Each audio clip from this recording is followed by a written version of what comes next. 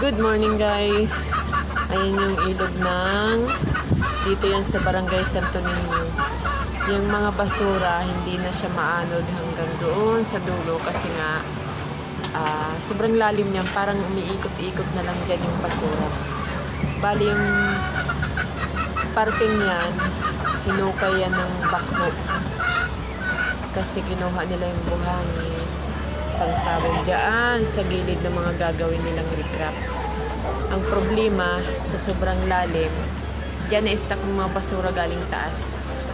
Pag umuulan ng alanganin, hindi siya maano dire-diretso guys. Tapos yung lugar na yan, dahil sobrang lalim na, mga nakaraang linggo, meron muntik ng malunod dyan, 2 bata. Ayan, may nakakita lang na tulungan. Kaya naiahon sila guys. Pero dapat yung lugar na yan, parting yan, inayos nila kasi delikado talaga. Kahit tangkain mong linisan yan, hindi pwedeng malinisan niya kasi nga sa sobrang lalim guys. Ayan. Tapos dito naman, dito sila gumagawa.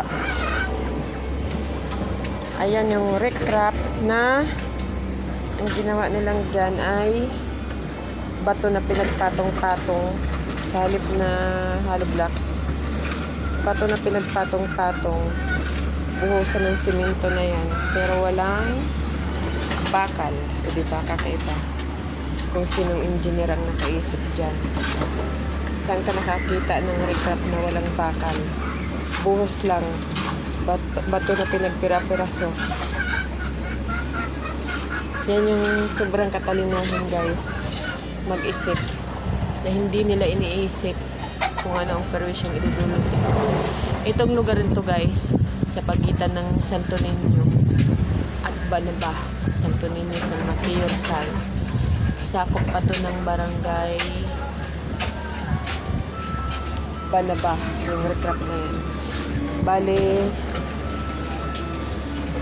dito yan sa San Mateo, Rizal guys. Tatay Umi, baka naman. Hindi ko alam kung ito ay pinahintulutan ng mayor natin. Kung nakipag-cooperate ba dyan yung mga engineer na gumagawa dito. Kasi kawawa naman yung mga tao dito guys sa paligid ng ilog. Recraft na walang bakal sa pagkakita niyan. Dito lang yan. Ayun guys. Thank you for watching.